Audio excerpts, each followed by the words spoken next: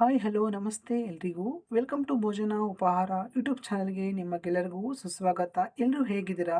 ಮಳೆಗಾಲದಲ್ಲಿ ಆಗುವಂತಹ ಶೀತ ಹಾಗೂ ಕೆಮ್ಮಿಗೆ ಆರೋಗ್ಯಕರ ರೆಸಿಪಿ ಜೀರಿಗೆ ಮೆಣಸಿನ ಸಾರನ್ನು ಯಾವ ಥರ ಮಾಡ್ಕೋಬೇಕು ಅಂತ ತುಂಬಾ ಈಸಿ ಮೆಥಡಲ್ಲಿ ಹೇಳ್ಕೊಡ್ತಾ ಇದ್ದೀನಿ. ಅದಲ್ಲದೆ ಡಯಟ್ ಮಾಡುವವರು ಸಹ ಇದನ್ನು ಸೂಪ್ ಥರ ಕುಡಿಬೋದು. ತುಂಬಾ ಸಿಂಪಲ್ ಯಾರು ಬೇಕಾದ್ರೂ ಮಾಡ್ಬೋದು. ಇದಕ್ಕೆ ನಾನು ಯಾವ ಥರ ಅಂತ ಬೇಳೆ ಆಗಲಿ ತರಕಾರಿ ಏನು ಯೂಸ್ ಮಾಡ್ತಾ ಇಲ್ಲ. ಸೊ ರೆಸಿಪಿನ ಹೇಗೆ ಮಾಡೋದು ಅಂತ ನೋಡ್ಕೊಳ್ಳಿ. ಮೊದಲಿಗೆ ನೋಡಿ, ಕುಟ್ಟಣಿಗೆ ತಗೊಂಡಿದ್ದೀನಿ. ಸೊ ಅದಕ್ಕೆ 1 ಸ್ಪೂನಷ್ಟು ಕಾಳು ಮೆಣಸನ್ನು ಹಾಕ್ಬಿಟ್ಟು ಚೆನ್ನಾಗಿ ಇದನ್ನು ಕುಟ್ಟಿ ಪುಡಿ ಮಾಡ್ಕೊತಾ ಇದ್ದೀನಿ, ನೋಡ್ಬೋದು. ಇವಾಗ ಇದಕ್ಕೆ ಒಂದು ಸ್ವಲ್ಪ ಜೀರಿಗೆ ಹಾಕ್ಬಿಟ್ಟು ಆ್ಯಸ್ ಇಟ್ ಈಸ್ ಮೆಣಸನ್ನು ಯಾವ ಥರ ನೀವು ಪುಡಿ ಮಾಡಿಕೊಂಡ್ರು ಅದೇ ಥರ ಒಟ್ಟಿಗೆ ಚೆನ್ನಾಗಿ ಕುಟ್ಟಿ ಪುಡಿ ಮಾಡಿಕೊಂಡು ಒಂದು ಬೌಲಿಗೆ ಇದನ್ನ ಶಿಫ್ಟ್ ಮಾಡ್ಕೋಬೇಕು. ನೋಡಿ, ನಾನು ಒಂದು ಬೌಲಿಗೆ ಹಾಕೊತಾ ಇದ್ದೀನಿ.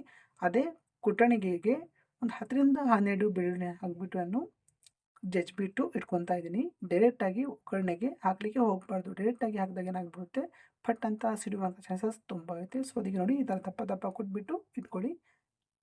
ಸ್ಟವ್ನ ಆನ್ ಮಾಡಿಬಿಟ್ಟು ಒಂದು ಪಾತ್ರೆ ಇಟ್ಕೊಳ್ಳಿ. ಸೊ ಪಾತ್ರೆ ಬಿಸಿ ಆದಮೇಲೆ ಇದಕ್ಕೆ ಎಣ್ಣೆಯ ಚಮಚದಿಂದ 5 ಚಮಚ ಅಡುಗೆ ಎಣ್ಣೆ ಹಾಕ್ಕೊತಾ ಇದ್ದೀನಿ. ಇನ್ ಕೇಸ್ ಚಮಚ ಸ್ವಲ್ಪ ದೊಡ್ಡದಾಗಿದ್ದರೆ 2 ಟೇಬಲ್ ಸ್ಪೂನಷ್ಟು ಹಾಕೊಳ್ಳಿ ಅಷ್ಟೇ. ಎಣ್ಣೆ ಬಿಸಿ ಆದಮೇಲೆ ಒಂದು ಅರ್ಧ ಟೀ ಸ್ಪೂನಷ್ಟು ಸಾಸಿವೆಯನ್ನು ಹಾಕ್ಕೊತಾ ಇದ್ದೀನಿ. ಸಾಸಿವೆ ಚಟಪಟ ಅಂದಾಗ 1 ಸ್ಪೂನಷ್ಟು ನಾನು ಜೀರಿಗೆ ಹಾಕ್ಕೊತಾ ಇದ್ದೀನಿ. ಸಾಸಿವೆ ಮತ್ತು ಜೀರಿಗೆ 2 ಚಟಪಟ ಅಂದಾಗ ನೋಡಿ, ಒಂದು ಸ್ವಲ್ಪ ಕರಿಬೇವಿನ ಸೊಪ್ಪು ಮತ್ತು 2 ಒಣಮೆಣಸಿನ್ಕಾಯಿನ ಮುರಿದ್ಬಿಟ್ಟು ನಾನು ಹಾಕ್ಕೊತಾ ಇದ್ದೀನಿ. ತದನಂತರ ನೋಡಿ, ಜಜ್ಜಿರುವಂತಹ ಬೆಳ್ಳುಳ್ಳಿ ಹಾಕ್ಕೊತಾ ಇದ್ದೀನಿ. ನೀವು ಬೇಕಾದ್ರೆ ಹಿಂಗೆ ಹಾಕ್ಕೊಂತೀರ ಅಂದರೂ ಹಾಕೋಬೋದು, ಏನೂ ಸಮಸ್ಯೆ ಇಲ್ಲ. ಹಾಕ್ಬಿಟ್ಟು ನೋಡಿ, ಸಣ್ಣ ಉರಿಯಲ್ಲಿ 2ರಿಂದ 3 ನಿಮಿಷಗಳ ಕಾಲ ಕೆಂಪು ಆಗೋವರೆಗೂ ಚೆನ್ನಾಗಿ ನೀವು ಫ್ರೈ ಮಾಡ್ಕೊಳ್ಳಿ. ಘಮ ಚೆನ್ನಾಗಿ ಬರಬೇಕು, ಆ ಥರ ಫ್ರೈ ಮಾಡ್ಕೋಬೇಕು. ನಂತರ ಒಂದು ನಿಂಬೆಹಣ್ಣಿನ ಗಾತ್ರದಷ್ಟನ್ನು ಹುಣಸೆ ಹಣ್ಣನ್ನು ಚೆನ್ನಾಗಿ ವಾಶ್ ಮಾಡಿಬಿಟ್ಟು ಒಂದು 10 ನಿಮಿಷಗಳ ಕಾಲ ನೀರಿನಲ್ಲಿ ನೆನೆ ಹಾಕಿದ್ದೆ. ಸೊ ಇವಾಗ ಚೆನ್ನಾಗಿ ಕೈಯಿಂದ ಕಿವುಚ್ಬಿಟ್ಟು ನಾನು ಎಷ್ಟು ಕ್ವಾಂಟಿಟಿ ಬೇಕೋ ನಿಮಗೆ ಅಷ್ಟನ್ನು ಸೇರಿಸ್ಕೊಳ್ಳಿ. ಸೊ ಹಾಕಿದ ಆದಮೇಲೆ ಚೆನ್ನಾಗಿ ಈ ಥರ ಮಿಕ್ಸ್ ಮಾಡ್ಕೊಳ್ಳಿ. ನಂತರ ಇದಕ್ಕೆ ರುಚಿಗೆ ತಕ್ಕಷ್ಟು ಉಪ್ಪು ಮತ್ತು ಒಂದು ಅರ್ಧ ಟೀ ಸ್ಪೂನಷ್ಟು ಅರಿಶಿಣವನ್ನು ಹಾಕ್ಕೊತಾ ಇದ್ದೀನಿ. ಹಾಕಿಬಿಟ್ಟು ಚೆನ್ನಾಗಿ ಮತ್ತೊಮ್ಮೆ ಈ ಥರ ಮಿಕ್ಸ್ ಮಾಡಿಕೊಡಿ. ಅರ್ಧ ಟೀ ಸ್ಪೂನಷ್ಟು ತಿಳಿ ಸಾರಿನ ಪೌಡರ್ನ ಹಾಕ್ಕೊತಾ ಇದ್ದೀನಿ. ಈ ರೆಸಿಪಿ ಬೇಕು ಅಂದರೆ ಆಲ್ರೆಡಿ ನಾನು ಕಳೆದ ವೀಡಿಯೋದಲ್ಲಿ ಅಪ್ಲೋಡ್ ಮಾಡಿದ್ದೀನಿ, ಮನೆಯಲ್ಲಿ ಯಾವ ಥರ ತಿಳಿ ಸಾರು ಪೌಡರ್ನ ಮಾಡ್ಕೋಬೇಕು ಅಂತ. ಸೊ ನೋಡಿ, ಇದು ಹಾಕೋಬೇಕು ಅಂತ ಏನಿಲ್ಲ, ಇದು ಆಪ್ಷನಲ್ಲು, ಬಟ್ ಹಾಕ್ಕೊಂಡ್ರೆ ತುಂಬ ಚೆನ್ನಾಗಿರುತ್ತೆ ಅಂತ ಹಾಕ್ಕೊಂಡಿದ್ದೀನಿ. ಹಾಕ್ಬಿಟ್ಟು ನೋಡಿ, ಚೆನ್ನಾಗಿ ಮತ್ತೊಮ್ಮೆ ಈ ಥರ ಮಿಕ್ಸ್ ಮಾಡ್ಕೊಳ್ಳಿ.